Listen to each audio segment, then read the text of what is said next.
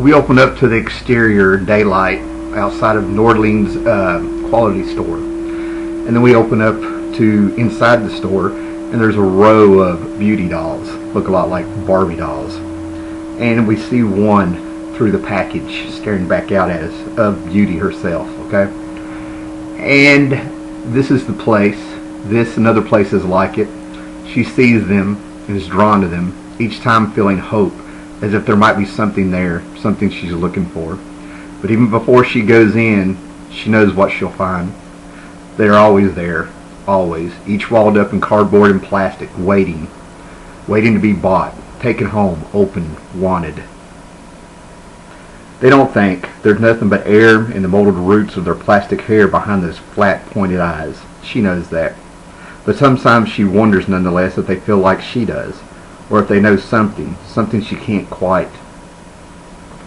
And then she touches him. This is the opening to Beauty, an Astro City special that came out.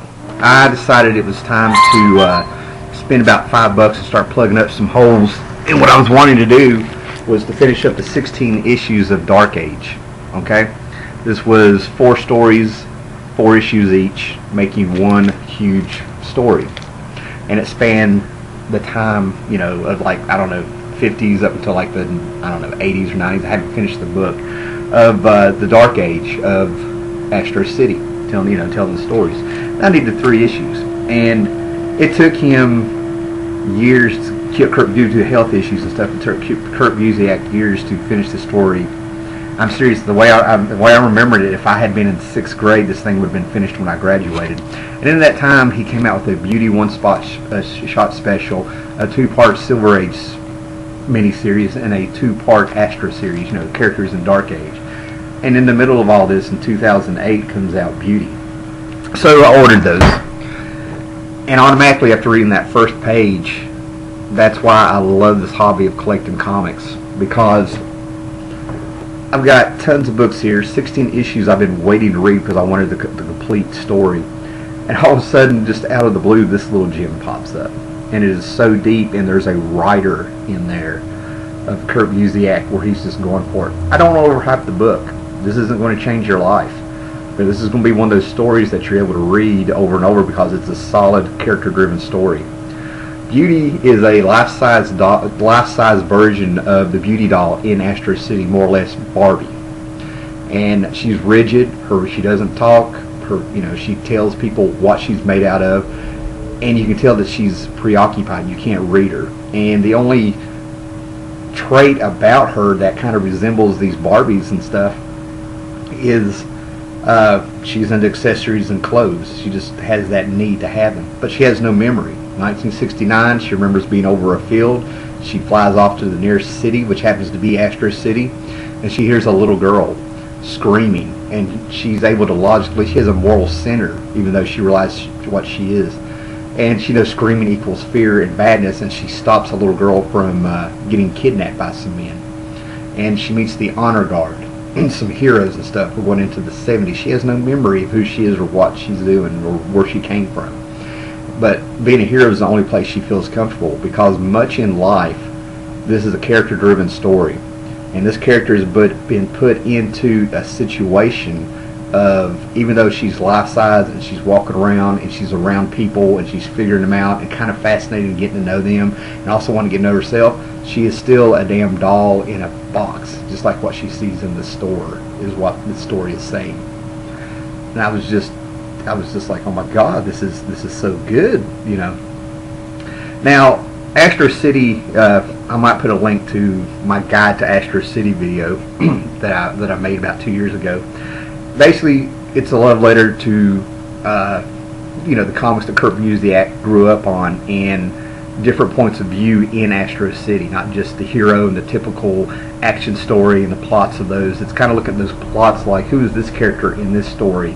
What did this world look like to him? What did this story look like? And I'm looking at Beauty, and of course this is basically a Geppetto Pinocchio story. She's wanting to know who made her, where did she come from, who is her Geppetto. But it's also the archetype of the Vision, okay, the android. Does he feel and stuff like that? And I see a little tinge of this is our Supergirl of Astro City, just a little bit with how her powers are. She has auditory super hearing where she can sit in Astro City, and if she tuned it up loud enough, she can hear things in Hawaii. She flies, she's indestructible, but still, it's the doll with a heart. Is she empty on the inside?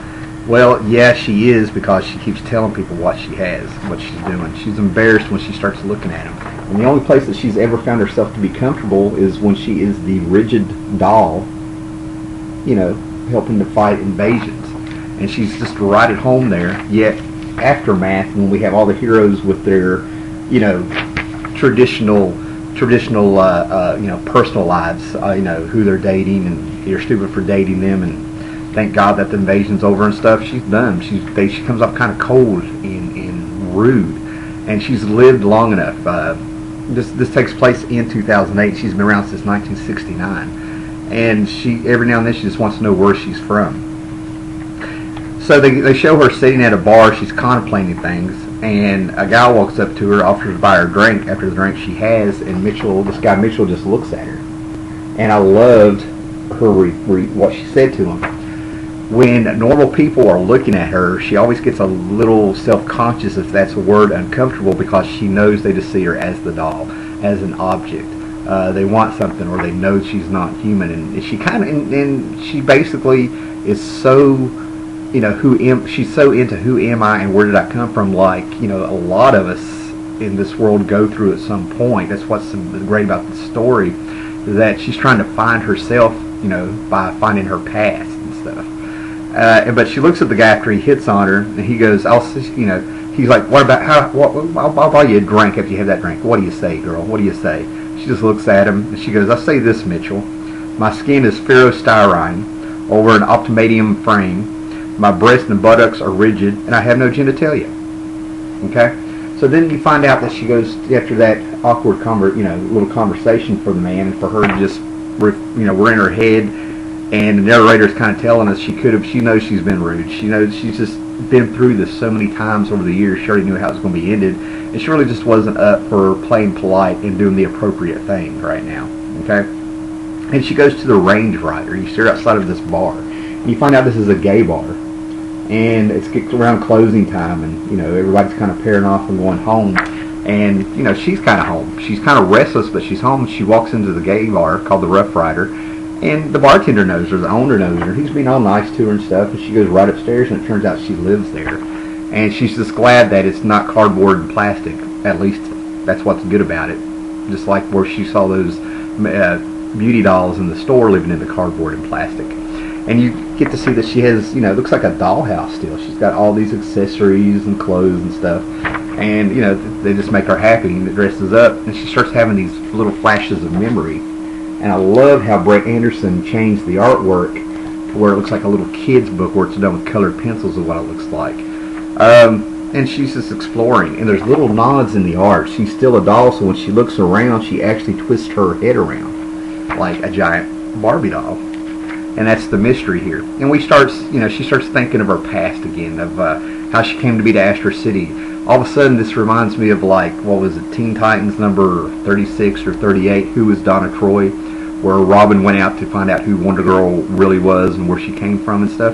Kind of felt a little bit like that, but it was just much more done. And there's little nods, like if you know your Barbie doll history and stuff, when she first popped up in the bikini that Barbie first popped up. And throughout the 70s and stuff, they fought Dr. Gearbox. They fought a villain named the Toy Maker who wanted to get a hold of her and make an army of her, of these dolls and stuff. And she got destroyed twice. And they were able to get, like, schematics of her stuff and rebuilt her. And she just picked right up where she left off. But then, like, I think it was 1978, there was a gay pride march going on in Astro City. The Astro City Gay Freedom March. And all of a sudden, these guys, the lawmen, came out. A hate group came out, and they were flying down to, you know, take out the gay people and stuff. And she pops up, and she freaking saves and takes out the lawmen and stuff. And she's like, "What are you doing? What are you doing? Stop this now!" She's flipping out on them. She goes, "You call yourself lawmen? Lawmen uphold the law. They defend people. They keep the peace." And all of a sudden, instead of, like, stopping the gay march and stuff, They take her and make her like a figurehead, and they accept her. And this is the first time that she has met men and people who really don't seem to expect anything of her, and she doesn't have to explain she doesn't have genitals, and they just seem to accept her. It's still a little bit different, a little bit awkward for her. She still knows they see her as the doll, but all of a sudden she's more or less she's their favorite, superhero. They aren't what they appear to be on the outside, on the surface, just like her. That's how she's connecting with them. So she's comfortable around them. And that was in 1978. And then there's like some history of Astro City there if you followed it. There was a cartoon that had come to life called Looney Leo, and he was magically taken off the screen in the 40s and stuck with the gentleman. This was Captain Marvel with, oh my God, Mr. Talking Tawny the Tiger. This is those archetypes. And they actually showed how she became a citizenship, and the Tip Top Toy Company couldn't touch her because her lawyer referred to that court case where Looney Leo was considered an individual and not property, and they did the same thing. But they still made a deal because of the copyrights to where she gets her money by making appearances for the Tip Top Toy Company and stuff. And they were not pleased with the fact that she had taken residence in a gay bar and was worshipped by the gay community. She didn't care, and they couldn't say anything because toy sales were way up. And we keep exploring in her head, and we start understanding why she's cold and rigid. It's not just because she's artificial, if you will. Her moral compass and her literal hate of hypocrisy, as she understands it in a logical way, shows that, there's just more on the surface like there is with all of us. I mean, I feel like there's a real message Kurt Busiek is putting on here. And of course, she does end up finding out where she came from. And that goes into issues of mothers, that goes into issues of fathers and daughters and acceptance, and how fragile we are when those that we're seeking acceptance from ends up making a wicked little repeating cycle of how we hurt others and we pass those on to each other. Mother to daughter, how her creator, who she calls mother, when she finds her, treats her. And you find out this has been a cycle, a literal cycle. And you find out that that abuse and abandonment and feelings of just go away, you remind me of a bad memory, pertains to her father. And I don't want to give it away. I would really like you to get this and read it and see where that's coming from. And that's the cycle. But I will say that when she finds her creator, she says, "Oh no, not you again. I told you to forget. Like, I want you to forget everything now." And that command has, over the years, from 1969 all the way up to 2008, this has happened over and over, where she has found her creator, and this vicious little cycle has happened over and over, and she has just forgot it. But she's becoming such more of a person. Her artificial intelligence, I hate using that term, keeps beating that command, because the drive to know who she is and where she came from will not quit. So go out, get this. This cost me like $1.20, if that, and this was a great little story. Go out and get Beauty. I recommend it. I mean, it's just a solid little story with a message if you can dig in there, and it's done in such a way where I think people are going to be able to relate to this character and what this story is saying in different ways. That's what's so great about it. It's wide open. And if there's ever a message about diversity and feminism and individuality and hypocrisy and doing the right thing and live and let live, acceptance and stuff, this is how I like seeing it done. It's not preachy, it's not in your face, it's showing you. It's showing you that you don't have to finish a sentence and be preachy. Instead of telling somebody you can touch something, just show you can touch it by ending that sentence with the action. Alright. Thanks a lot, guys. I just dug that story, put everything to the side, and wanted to talk about it. I've read it 3 times. I've enjoyed it.